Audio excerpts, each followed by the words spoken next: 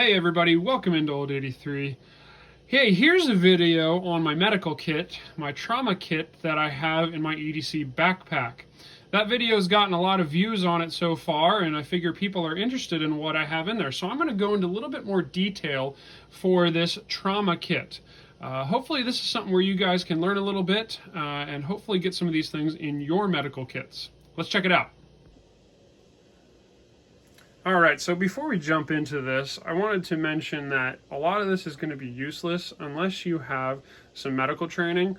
This is not something that's very hard to get. A lot of Red Cross stations offer things like CPR training or first aid. I would definitely recommend to get both, just so you have a basic idea of how to use all of this stuff.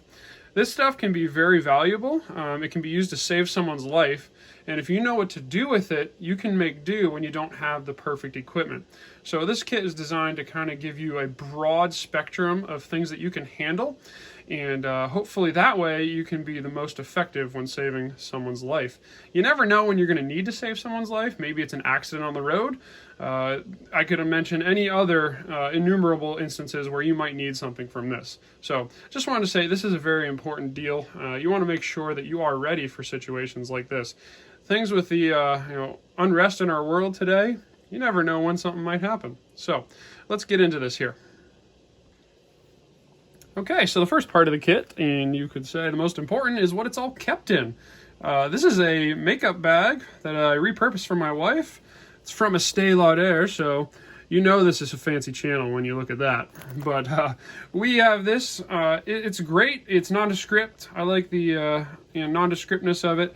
A little bit anonymous, which is a good thing. You don't want to be just freaking people out with, oh, medical kit, I'm here in case something happens. You know, making people feel at ease is always a good idea, which is why you don't always run around with like a super camo backpack or anything like that. But it's a good bag, and as we go along here, we'll fill it up so you can see how I have things organized in it. So as we move along through this bag, I'll start with the larger stuff just so that we can kind of pack it up in an orderly fashion so you can see how I would do it. And the biggest thing is probably going to be this bandage. It's an Olays Bandage. I think you could also, it's very similar to like an Israeli bandage, but it's vacuum sealed in there, but it has this plastic cup on it, and so you can see how you wrap it here on the outside. But basically you wrap it, say I have a wound on my wrist, I would wrap it around, and that can be used to put serious direct pressure on that. So that goes first in there, used to stop big bleeds, so there you have it.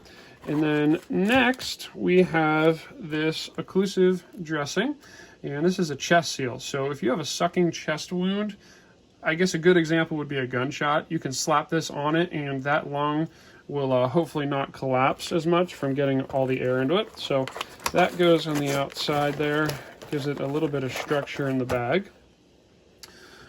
Here we have a Booboo Kit. So this is a basic Booboo Kit. It's got some sanitizing wipes, a bunch of Band-Aids, and a larger gauze dressing, along with some gloves, medical gloves. You really need medical gloves and a couple other things that we'll talk about, the face shield, but these keep you safe from things like bloodborne pathogens. So that goes in there, and that gets some good everyday use. So like I said, keeping yourself safe. This is a one-way face shield. So you can, if you're doing CPR, you can put this over the person's mouth, and whatever they have going on, whether it's a disease or anything like that, it won't come back onto you. So you always want to make sure that you keep yourself safe so that you can provide medical attention to anyone else. And these things are things that you don't want to expose you to. So that just goes right in the outside. And then we talked about the chest seal, but if you're going to go to the chest, you need to be able to get through clothing. So this not only has a lot of uses, but specifically to get through clothes. So I put that on the outside. And other things we're looking at here, we have, this might be the most important. This is a CAT tourniquet, C-A-T. And it is very important. This is something that you can use to stop arterial bleeding, which is the most dangerous kind. With arterial bleeding, if it's spurting and is bright red, you know you've got an arterial bleed, and you need to get one of these on it ASAP. So this can go on any external limbs. external limbs. I don't know what other kinds you would have, but anyway, on limbs, so you can stop bleeding there. That goes in there next. And this kind of goes along with the cat tourniquet because you can make an improvised tourniquet with this. This is a triangle bandage, and if I were to take it out, it would be in a big triangular shape, hence the name, but you could use this as a makeshift tourniquet. With tourniquets, you want to make sure that they have some decent width to them. So otherwise, if you use something like rope, you can cut into the skin. So this is about 2.5 inches long, but that's 2.5 inches wide, excuse me, but this is something that you can use for that. So you got that. A lot of things we see here now are for bleeds. So things like gauze, I have some compressed gauze here. That can be pushed into a wound to help stop the bleed.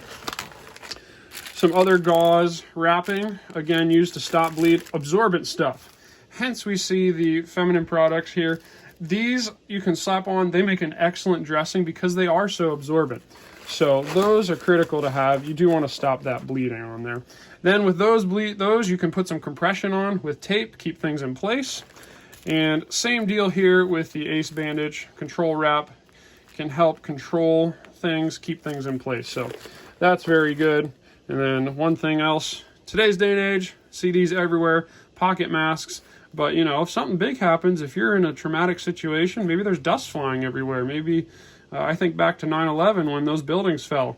You really could have used one of these in that situation. So I'll put that way on the outside here by the chest seal so it doesn't get crushed. As you can see, I've had it in there for quite a while, and it's in pretty good shape. So there you have it. There's the medical kit. Pretty straightforward, 9 inches by about, what is that, 4 inches wide. And roughly, let's see, 6 inches tall. So that fits in my bag. I can pull it out at any time. It comes out real quick, and if I need to go and help somebody, there you have it. So bag by Estee Lauder. And but the main thing you want to know is you can repurpose this and any other sort of bag into whatever you need. In this case, medical kit, easy access, nondescript. It's great for me and my needs. So there you have it, guys. There's the medical kit. If there's something I'm missing, something that you would recommend or that you've used in the past that would be a good addition to this, to go into my EDC backpack, please leave a comment. Really, that's how I get the information on what you guys want to see next. So go ahead, get involved, let me know, and if you could subscribe, all that good stuff to help the channel grow, that would be appreciated. Hey, hope you guys are having a good day. Thanks for watching Old 83. Bye-bye.